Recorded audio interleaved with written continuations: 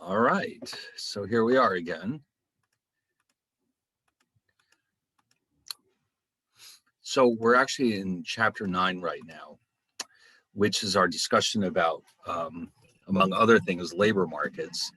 So and growth and labor markets are kind of lumped together there. So for today, though, before we begin, we do have 2 more videos that I want you to see. These are related to our discussion last week about growth. And when those are done, we'll get back into the notes, which let me get them open real fast. And if there's time, I actually have a couple more videos about labor markets. We'll see how that goes. First, though, we want to wrap up where we left off last time, which is growth. Okay, so we're talking about growth here, but the videos we're looking at, we're referring to a very specific model of growth by Eugene Solow, who's of course a Nobel Prize winner. And so it's very interesting and useful for us to help understand what factors contribute to economic growth. So there were 2 more sections of it left that we didn't look at. So why don't we get that done first? Then we'll go back and visit our notes. And then what we'll do is we'll quickly enough run into the labor markets. And then I have a couple of videos for that. And then we'll just take it from there. All right, so there's a lot of good stuff going on here. So first, let me show you or send you the links to the last 2 videos about growth that we'll be looking at. Okay, now remember the whole idea of that model was that growth can be attributed to capital, labor, and what the video calls ideas, which some would refer to as technology or possibly intellectual capital. But the logic of the model is that all 3 of those contribute in their own way to economic growth. And so Solow was trying to show how they kind of interact with each other. And he also went out of his way to show how one of the unfortunate drawbacks to growth with capital is that the more capital you have, the more you have to replace it as it wears out. And so that means that there's some limit to how quickly we can grow. Yet they also quite correctly pointed out that countries that already have a very low level of capital can grow very quickly, whereas countries like the United States that are very stable, the growth rate tends to be smaller because we have a much larger base to start from. So here, they're going to talk about what's called human capital, which means training and experience by individuals as they work at their jobs. Obviously, the more talented people are, the more training they have, the more experience, the more output that can be produced. So we don't just need more physical capital to grow. Human capital is also an important component of this process. And so as the population becomes better educated, clearly we should expect more and more output. And also, although I don't think they mentioned that, entrepreneurship is also another hugely important component of growth. Obviously, when geniuses invent products that we all want and make themselves crazy rich in the process, we all benefit from that. So, but here we're just going to focus on human capital. So let me just fire that off to you. And let's take a look. All right, there it is. Let's check it out.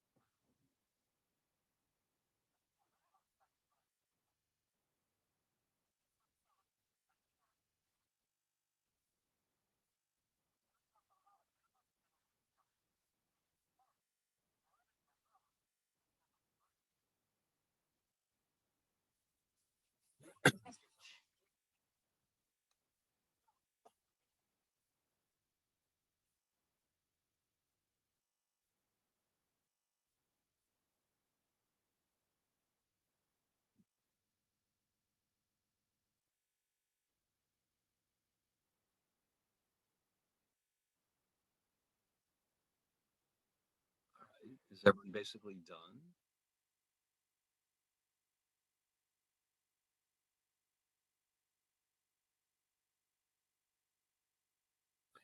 All right. Anyway, so let me fire off that last one, the solo a model and idea. So as he's saying, that's the part, that's the entrepreneurship part. The ideas. This is what keeps a country growing, in spite of the fact that we're reaching a level of growth that maybe Solo would have predicted is impossible. Because we have a lot of capital already, we have a lot of labor, it's very well trained. But this is what really may make the difference between what Solo predicted and what's actually happening. And that would be the part that would be the most difficult to quantify, which is entrepreneurship, or like he's calling it, ideas, meaning ideas for increasing productivity and output, new inventions, that type of thing. All right. And clearly we have a lot of that going on here. All right. So let me send you off the link.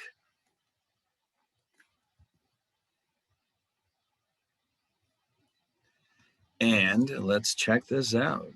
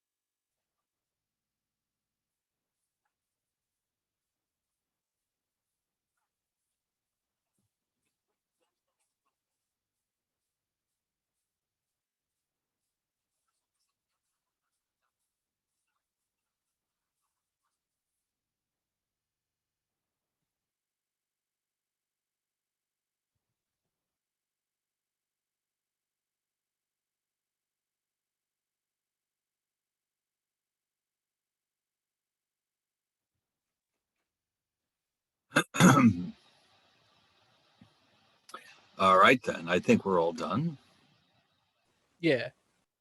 Excellent. All right. Well, that was pretty cool. And of course, yeah, like I was saying, that seems to be the part that wasn't really and assumed, I mean, by Solow himself, although you could see they're finding ways to adjust his model.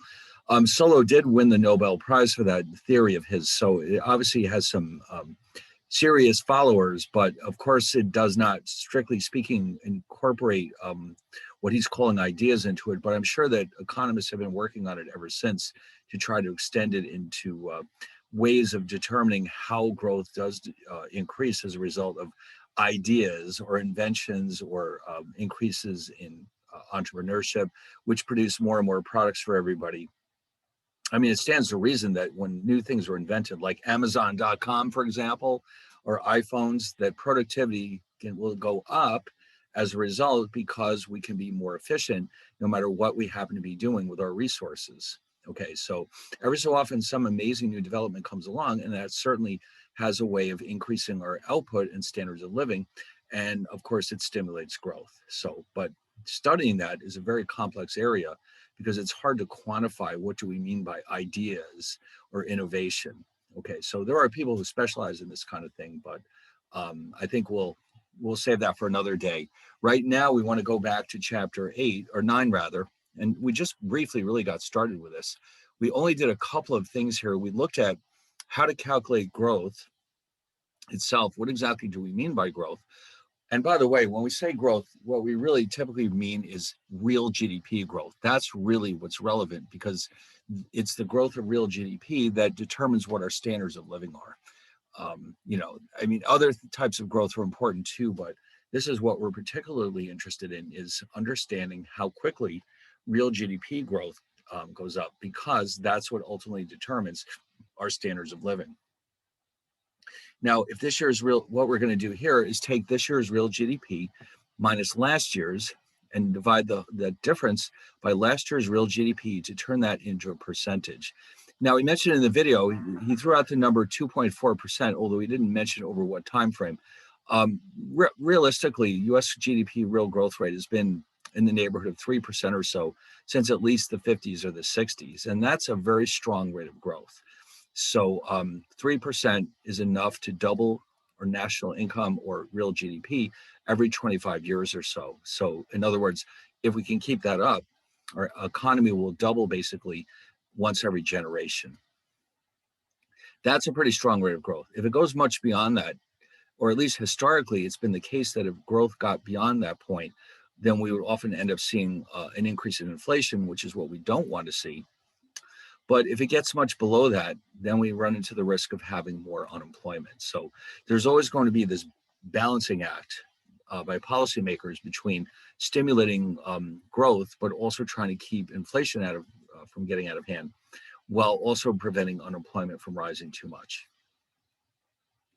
We also introduced the concept of real per capita GDP growth.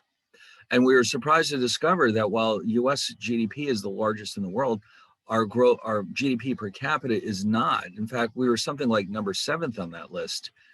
And you know who was ahead of us? Luxembourg, a country of 600,000 people, had higher real GDP per capita than the United States. Well, part of the reason for that is because the majority of their economic activity is based on banking. And of course, banking can be extremely lucrative. So when you have a small country, most of whom work in banking, well, it stands to reason you're going to have a lot of very affluent citizens. And so therefore, your GDP per capita is going to be very high. And several of the other countries that we saw on that list were oil countries with very small populations. So again, it stands to reason that GDP per capita in those countries would be higher than in the United States. But if I remember correctly, the US was the largest. Let's see, actually, we may as well just go get the list back. I think it was in Wikipedia. Or maybe this was it. We had a nice little chart, I remember. And oh no. No, that's not what I wanted. Remember we had that nice little chart? Maybe it was Wikipedia.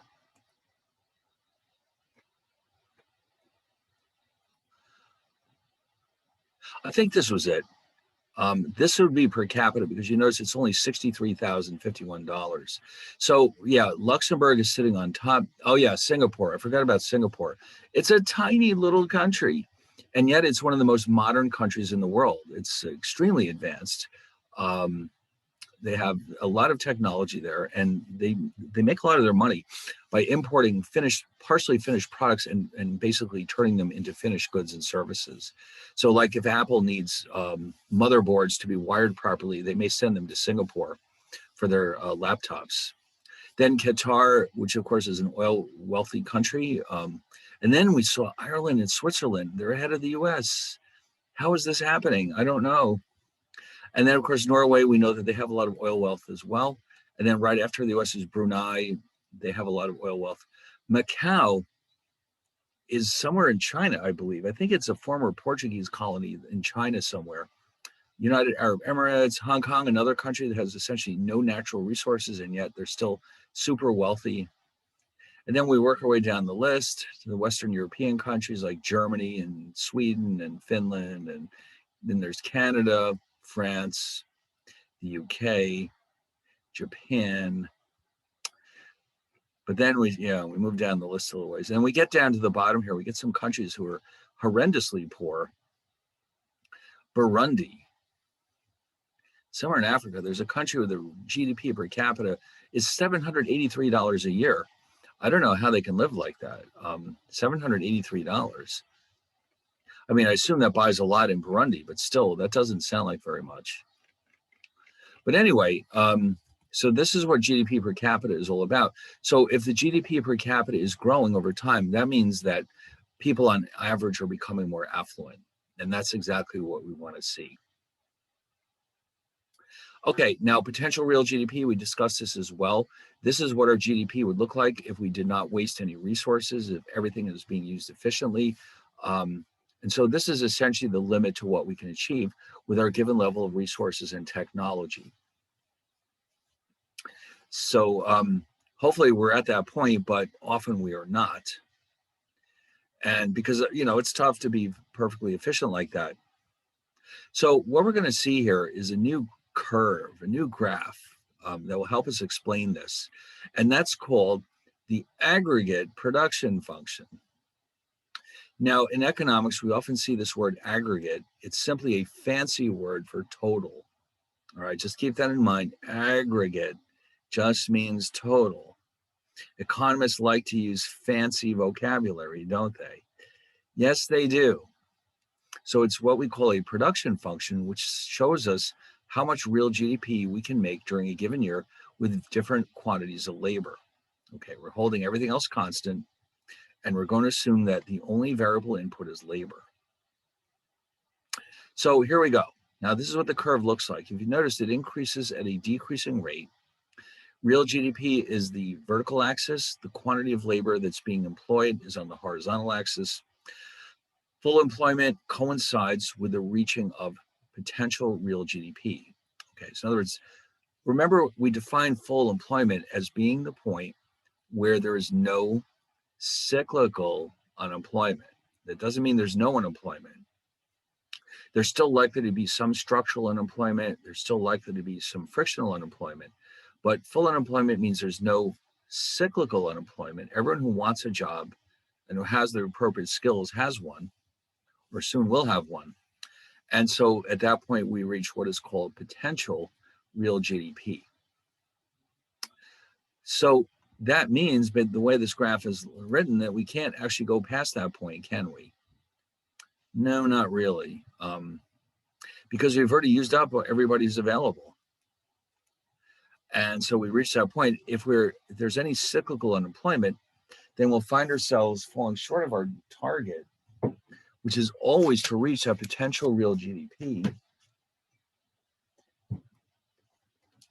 Hold on a second. I seem to have misplaced my marker.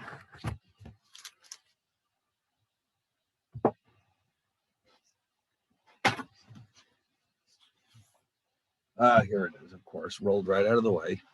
So anyway, so if we have any cyclical unemployment, let's say we're here, well, then clearly we cannot also simultaneously be at potential real GDP. Okay, so this is the shortfall that we're are suffering. We're not quite reaching our potential real GDP. So this gap is sometimes called a recessionary gap, indicating that while we may not be in a recession, we're certainly falling short of our maximum potential. Okay. Now, if for some reason, now full employment, even though everyone's working, imagine if everybody started working overtime. We theoretically could go above this point and reach a level above potential real GDP. And if we do, that's often called an inflationary gap. But the point of that is that we really can't keep this up for long because eventually people won't want to keep working overtime. The capital equipment starts to wear out. So that can only be achieved for short periods of time, but it is not impossible that we can actually move past the potential real GDP, at least for short periods of time. Anyway, so what we're going to consider next is the labor market, where we actually will treat labor as a commodity, where there is a supply and a demand for labor. Of course there is. There has to be. It's just like any other commodity. So we're going to think in terms of a demand for labor and a quantity of labor, and we'll see that wages in the economy are determined by the interaction between the supply of labor and the demand of labor, the demand for labor. Now, let's think about this for a minute. Who demands labor? Well, if you are working, well, you know, you're all in school right now, but when you start working, who is it that demands your labor? Your employer.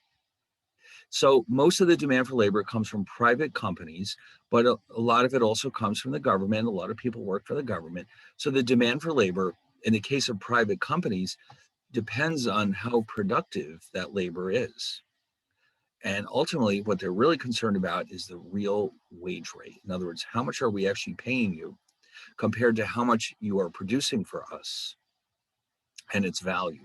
So the demand will be assumed to be a function of real wages. And of course, real wages means actual or nominal wages discounted or adjusted for the rate of inflation. Okay, because in real terms or purchasing power terms, this is what really matters to the employers. What are we getting from these people that we're hiring? So as you would imagine, the labor demand curve, which will abbreviate LD, is going to be a downward sloping function. And on the vertical axis, now, normally with a supply curve or demand curve, we have price up here. But I think you'll agree that the price of labor could be considered the wage. Okay, labor has a price. It's called a wage. So price is on the vertical axis. And of course, down here, we have the quantity. So this is just like any other demand curve you've ever seen in your life.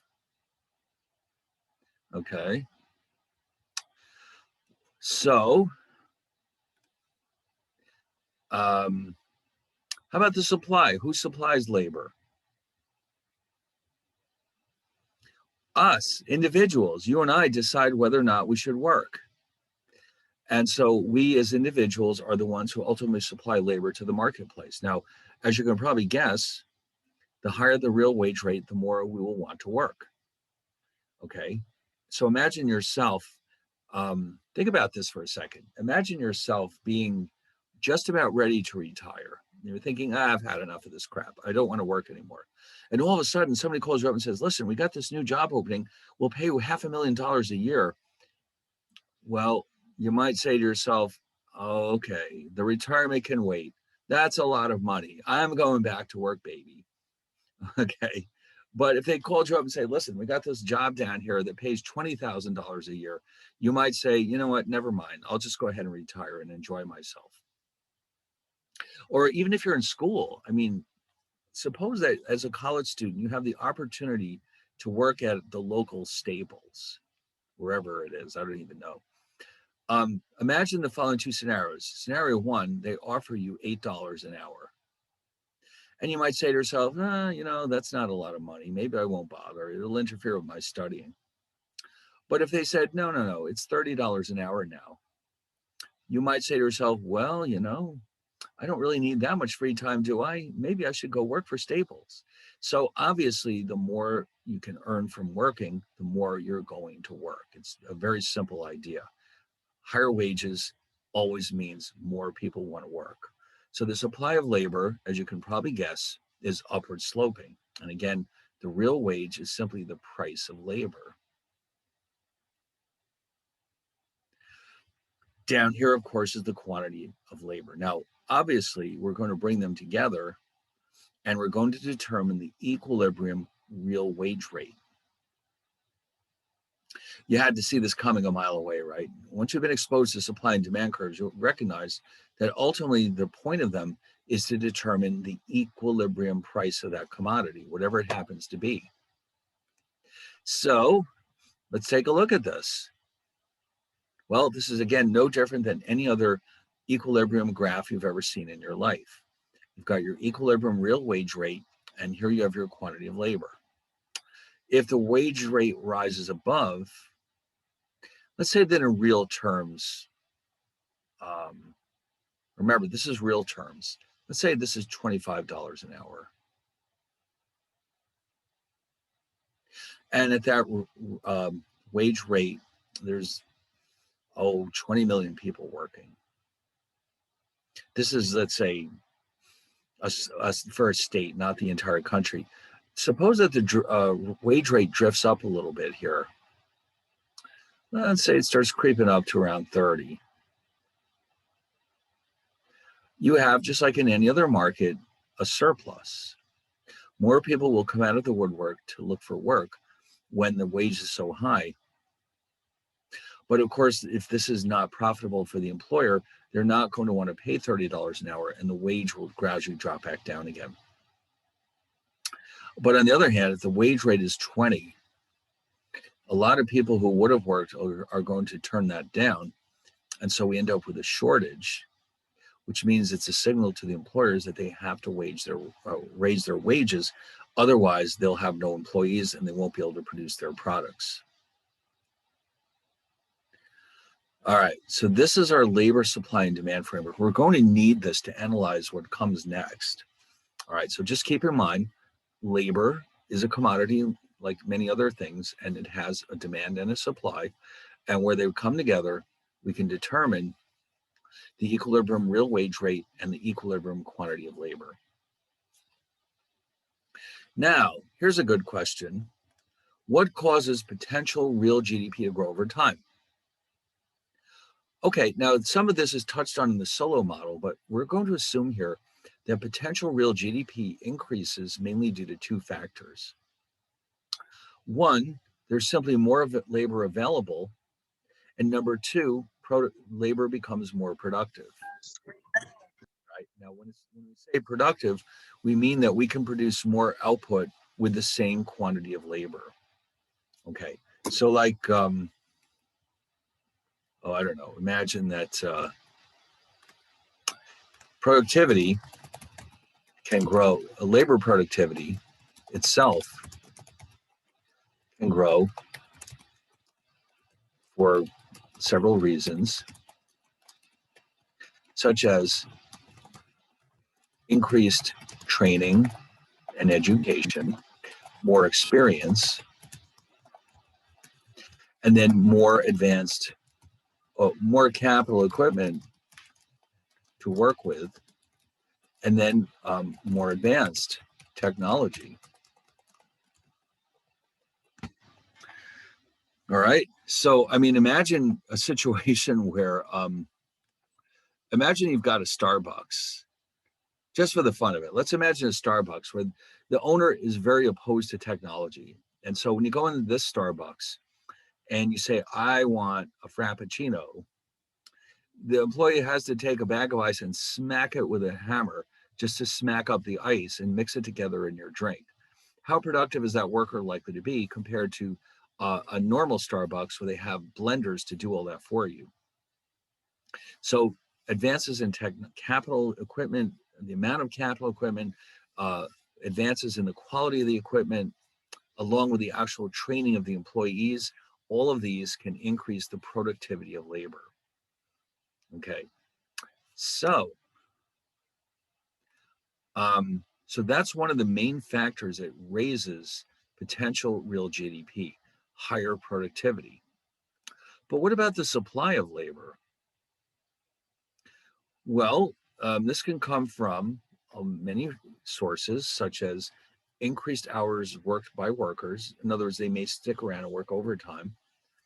The number of people who are willing to work may increase. A lot of people who previously were not in the job market may decide to go back to work. And we could simply have an increase in the working age population. There's simply more people in that age group. That would also increase the supply of labor. Okay, so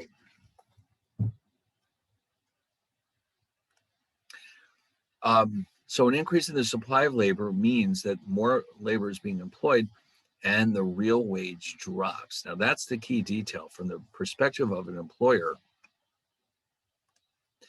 As the supply curve shifts to the right, as you can imagine, based on what we've seen in the past,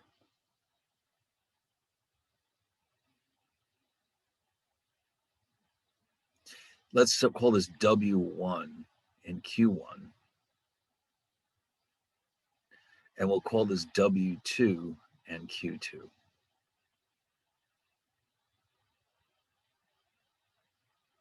So as more people make themselves available to work, the real wage is dropping, but more people are being hired. And employers, of course, are taking advantage of this. They're saying, listen, there's more people out there.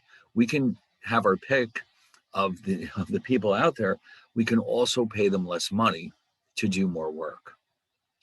And if that happens, though, obviously output in the economy is going to grow. So the fact that there's more labor being employed, more labor translates into, of course, more output. All right. So this is one of the reasons why more people in the workforce can increase output, because it makes it more profitable for employers to hire them. And therefore more output is produced.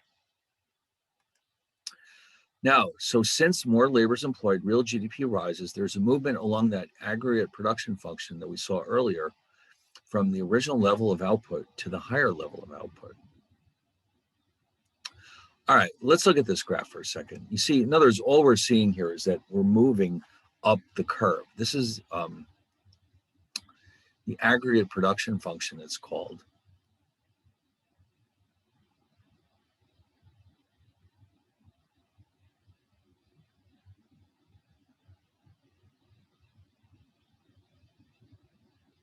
And it shows the output that's produced with a given quantity of labor. So all of a sudden, we're using more labor, and so it stands to reason that there's more output. Okay. It's really very straightforward. Although if you notice, the output is increasing at a decreasing rate, it's still increasing. So let's say the real GDP was $10 trillion. Now it's 11. The people employed is 20 million. Now it's 30 million. So we're moving up the curve to indicate that simply because there's more people working, that means that we have more output. And again, there's several reasons why this could happen. People may simply decide that they want to work more hours, or they want to give up whatever they're doing now and come to work. On the other hand, now this is the important one. The productivity does two things, though. It doesn't just increase the output. Productivity increases the amount of output that we can get for a given level of labor. So that means that output will increase even if not one extra person is hired.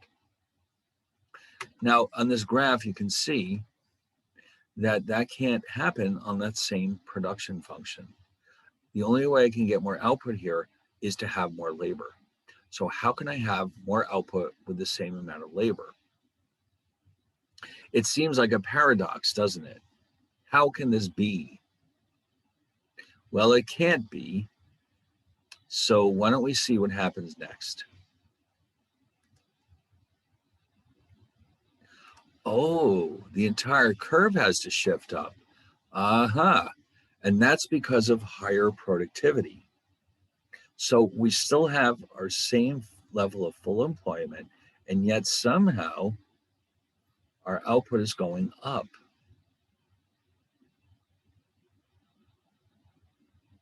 And this is due to increased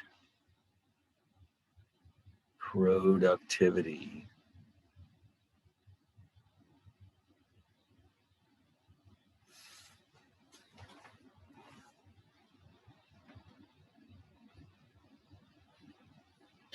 The whole curve shifts up. And the important detail there is that we can now have more output with the same amount of labor. And so that's what productivity means. More output, same quantity of labor. Now, obviously, if we increase our labor, then we can move even further up this new curve. But right now, all we want to note is that higher output is a result of the same quantity of labor. And that's the reason, increased productivity.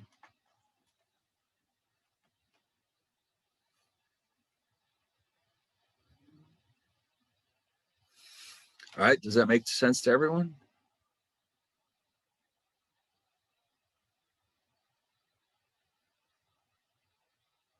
Very nice.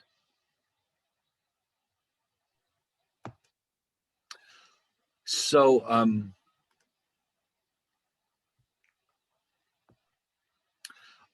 now here's the other thing too. This has a secondary impact.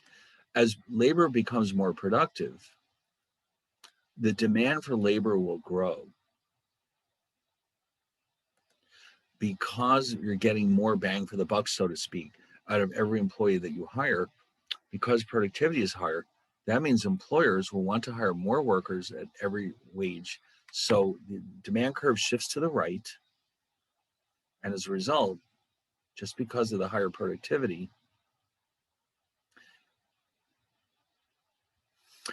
you might find that the real wage goes up to reflect that. And in addition, more people are working. All right, I'm just making up these numbers right now. But the idea here is that you would expect wages to rise when productivity is higher. Of course they do. I mean, obviously, just look at real wages now versus even 20, 30 years ago. As productivity grows, so do real wages because it's more profitable for employers to hire all these people.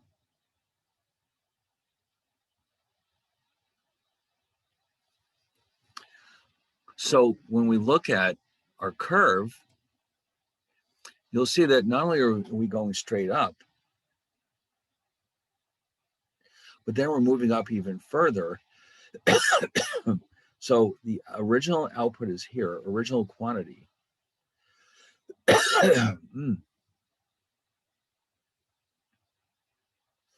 Of labor. So at first, there's a jolt in the output itself because of the higher productivity. But then as more employees are hired, we have a combination of both, more output. Well, it could be due to the skill of the workers.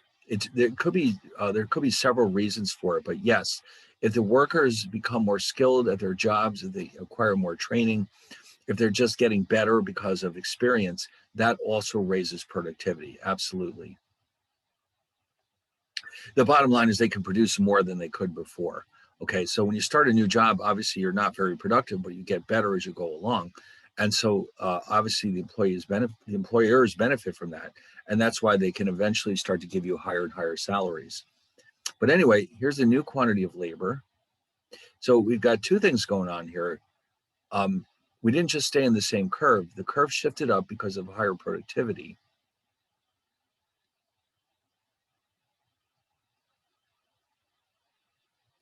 But also because of the higher demand for labor. So in other words, we went from A to B and then up to C. So we increased our output from here to here. The bottom line is that output went from, let's say, 10 trillion to 15 trillion, partially because of productivity and partially because of the increase in the demand for labor.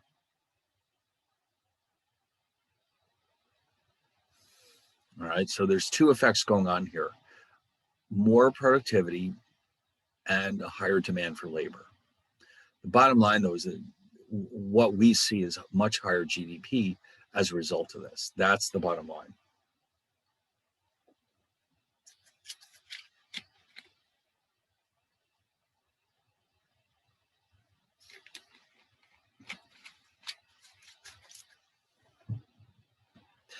All right, then. Now, we mentioned, oh, yes, some of the causes of labor productivity growth. It's more than just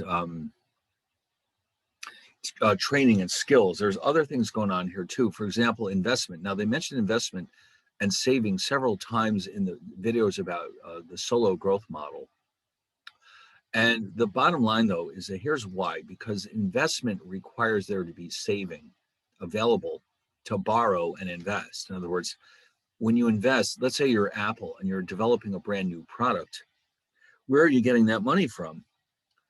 Well, most likely you have borrowed it from the public by issuing them stocks or bonds.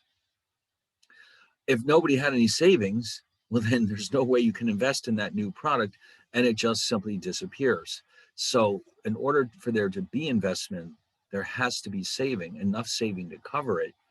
And so therefore, saving is a very important component of productivity growth. Now, of course, it's always possible to borrow what we need from foreigners, but that eventually in the long run, that becomes counterproductive because we end up owing them so much money. And it would be nicer if we could borrow it in the United States from existing savings, but it doesn't always work out that way. So we have increases in saving and investment in physical capital, by which we mean machinery as opposed to human beings. Like if Apple develops a even more sophisticated iPhone or MacBook Pro, that's what this is all about. And then, of course, increases in human capital, by which we mean training and skills, along with higher or better technology. Because obviously higher technology improves productivity. So if you're not sure, just remember the last time you got a new laptop. Remember how old and clunky your old one was getting, and now how powerful the new one was? Yeah, it was pretty exciting. So presumably your output would increase even further. You could write more term papers, for example, because you have a better laptop, or you can get more Excel spreadsheets put together just because you have a better laptop. So higher technology always increases labor productivity. So more savings means it becomes possible for more investment in physical capital to take place. And when there's more physical capital, the worker's productivity rises, labor productivity rises. Also, although it doesn't mention it here, when there's more savings, interest rates tend to be lower, and that makes it even more profitable for businesses to undertake investments in capital. So it's sort of like a virtuous cycle. More savings makes it easier for businesses to borrow and invest in their operations. That in turn can increase productivity among workers, which increases their real wages, and output grows as well. So you can see it feeds on itself.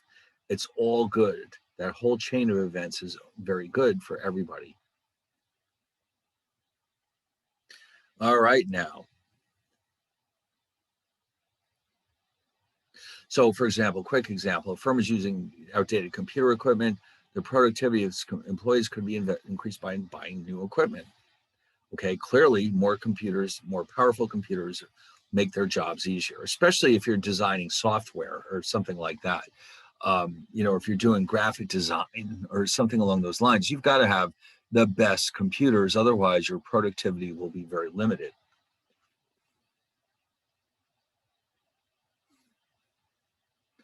Now, as I mentioned in the videos, unfortunately, more physical capital ultimately triggers the law of diminishing returns. So that's why this curve is upward sloping in such a way that it's increasing at a decreasing rate. What we're ultimately seeing is the impact of the law of diminishing returns. Otherwise, this could be a straight line and growth would be phenomenal, but it doesn't work that way in practice. We always run into these diminishing returns, which means that the growth rate has a limit. So it's not enough to continually invest in physical capital, especially because, as they mentioned in the video, that increases the need to spend on or to spend on capital to replace depreciated equipment. And then finally, we have here increases in human capital, which means more education and training, more job experience. Lifestyle choices, well, I'm not quite sure what that means. Maybe it means people save more or they work more hours. I'm not quite sure what that was supposed to represent, but for sure, the more experience you have, the more productive you'll be, and the more education and training you have, the better off you will be because you can produce more output. And technology, of course, the ultimate example is technology. Technology does one thing, and that's increase productivity. Okay. Even if it's for silly things like how many text messages you can send out every hour, no matter how you look at it, better technology is always going to make us better off. And of course, if you look at any random, like if you remember, he mentioned Henry Ford in one of the videos. Well, his genius was to turn the factory or create a factory where everything was done um, not one car at a time, but different parts of the car were made by different workers. So, for example, one group of workers would put the engines in the car, and another group would put the tires in the car, and another group would, do this and that. And so they found that that made productivity even higher. But of course, at this point in time, a lot of that work, if you look at a modern auto producer, a lot of that work is being done by robots. Human beings are far less involved in producing cars than they ever were because machines, robots particularly, are very efficient. They don't get tired. They don't, need to sleep. They don't need to eat. They just work, work, work, and they produce a lot. Or it's like farming. I mean, it used to be 100 years ago, anyone could be a farmer. It was a lot of manual labor, but it could be done. Now, a lot of it is done with machines. I mean, a lot of it. And so, surprisingly so, because you'd figure certain things have to be done by hand, but not so much. There's a lot of farm equipment that can do just about anything you need, like picking the crops or planting them or seeding them or watering them or whatever it needs to be done. Machines can take care of it. And that's one of the reasons why US farming is just so crazy productive. So the more advanced the technology becomes, the higher our output is. And of course, that means the cheaper the products are and the higher will be our standards of living.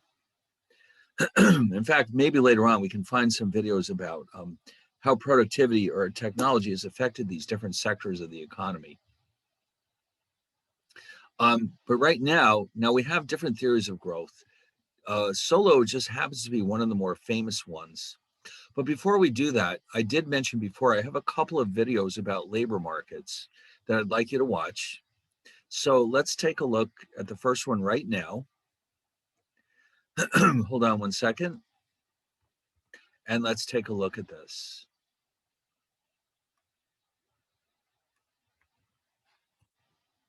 Oh, I better turn off the screen sharing. All right, and here we go. Let's watch this.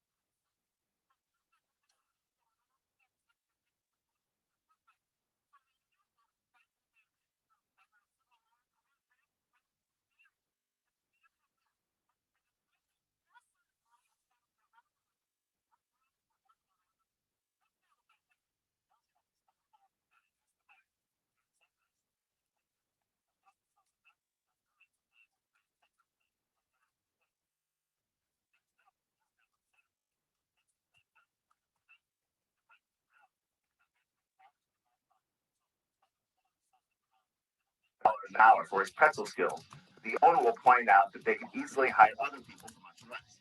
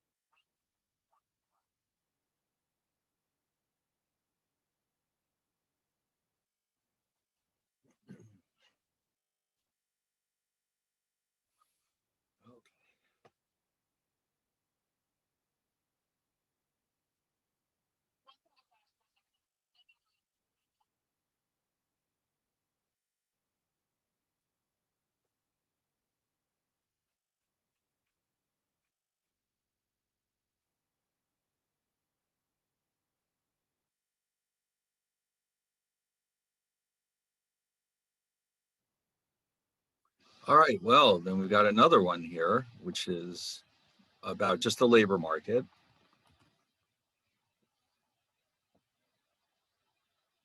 All right, let me send that out.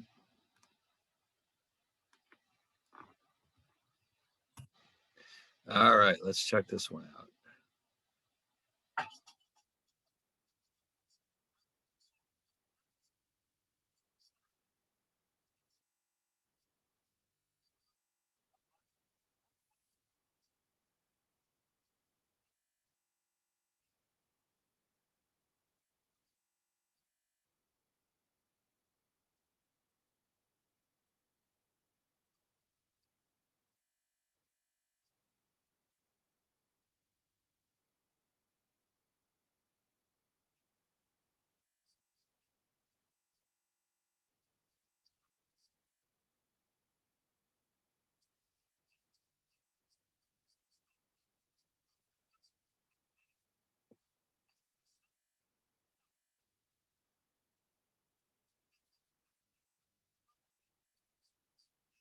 That's to say, the workers, and demand, in other words, the companies. Since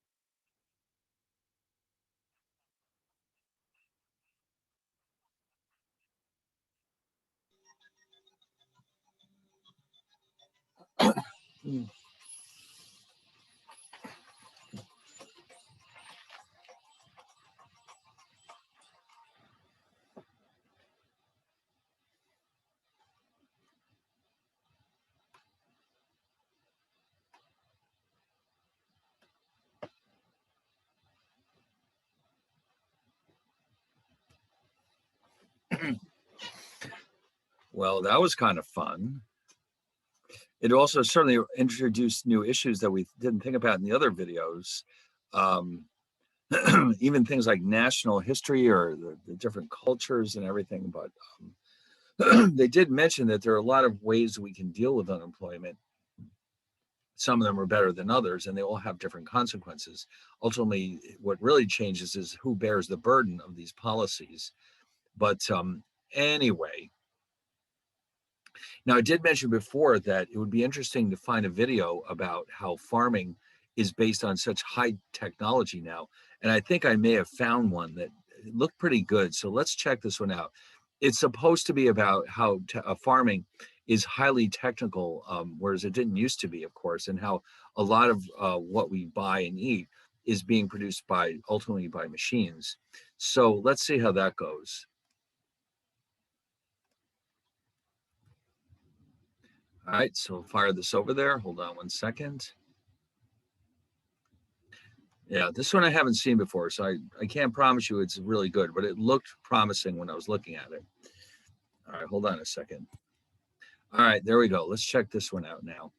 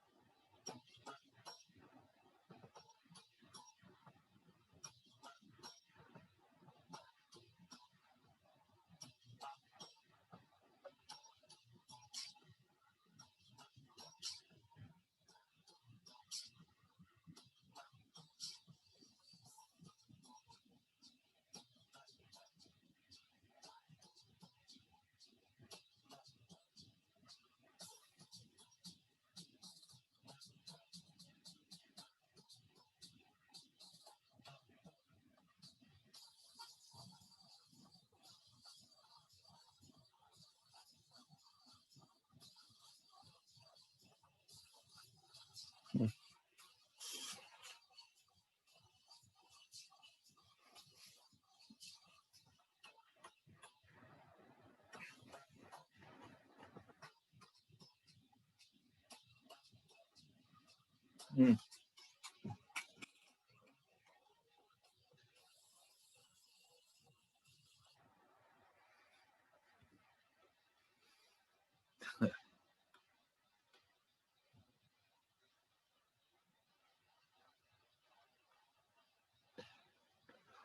All right. Well, maybe that wasn't quite as interesting as I thought it would be, but still, it just shows you that one of the reasons why farming is so incredibly efficient is because so much machinery is involved these days, whereas in the past, all that work would have been done by people.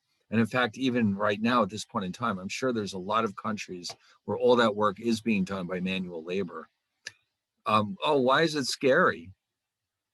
You mean scary in a good way, how productive farming is? Why is it No. depressing? Because it involves less people and more machines.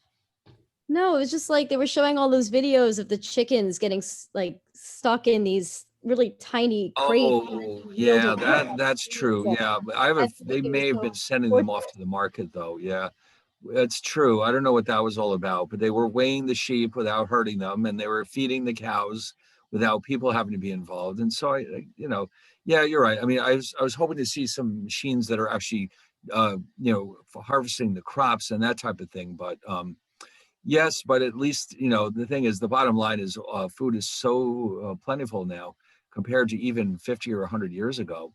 And so this has a lot to do with it, technology. In fact, I was reading an article just very recently about how the farming community was very excited because they finally figured out a way to make a machine that could pick strawberries without damaging them. Apparently, that was a very difficult thing to do.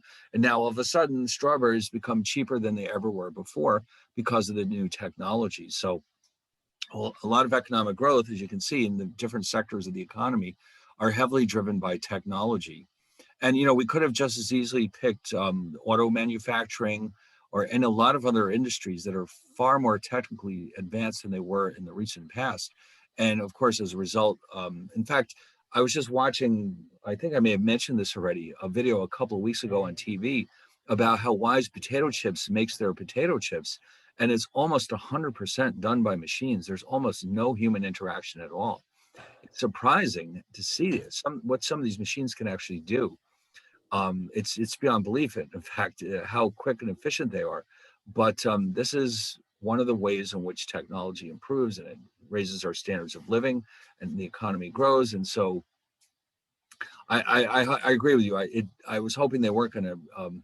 I don't know what was going on with those chickens, but at least the rest of it looked pretty positive, didn't it? But anyway, all right. So we're not quite done with this discussion about growth. We still have a little ways to go. Then what we're going to be switching over to after this is there's going to be a chapter which involves interest rates and financial markets, which I think you'll find very interesting. And then we can switch our entire attention to money in the Federal Reserve System, which to me is one of the most exciting sections of the course. Who isn't excited by money?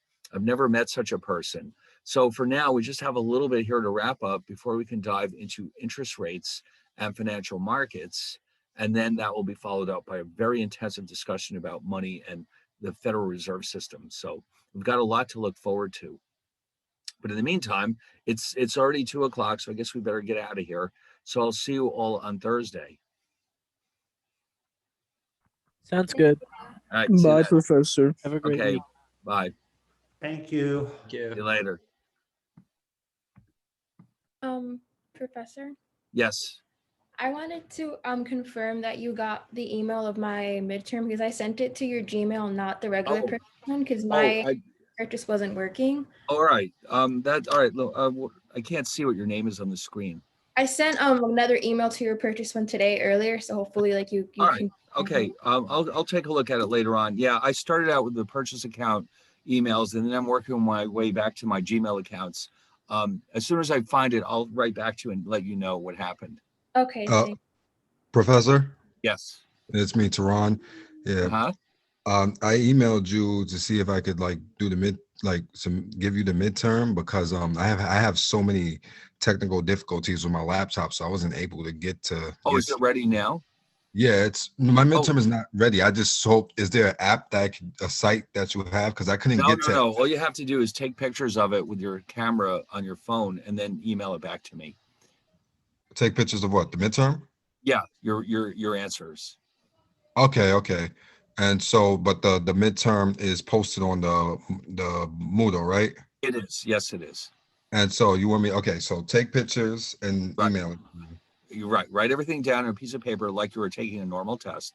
Take Okay. pictures of it with your phone and then email them back to me. Take pics on my phone and email it to you. Right. And what's your email? Oh, Your regular email? Because I can email you on my regular email. you can use either one. The regular, my Gmail is DOC DOC TOR TOR AA AA 2012 2012 at gmail.com. at gmail.com. Okay. Thank you. I Right. will. You'll definitely have the midterm by later this week before the Thursday class. Well, I'm not sure if I can correct them all by then, but yeah, if you send it to me, I'll send you an acknowledgement. Yeah, that's what I'm saying. Can you send Yes. like Right. that's Okay. what I'm saying. If I can send it to you before the class starts, Right. send you an answer. I'm just so sorry. It's just that with this Zoom and the COVID and Right. everything, Uh-huh. I'm not Oh, no, used no, I get it. All right. not used to this electronic stuff. Sorry. Okay. No, it does take some getting used to. All right. All right. Thank you. Okay. All right. Bye.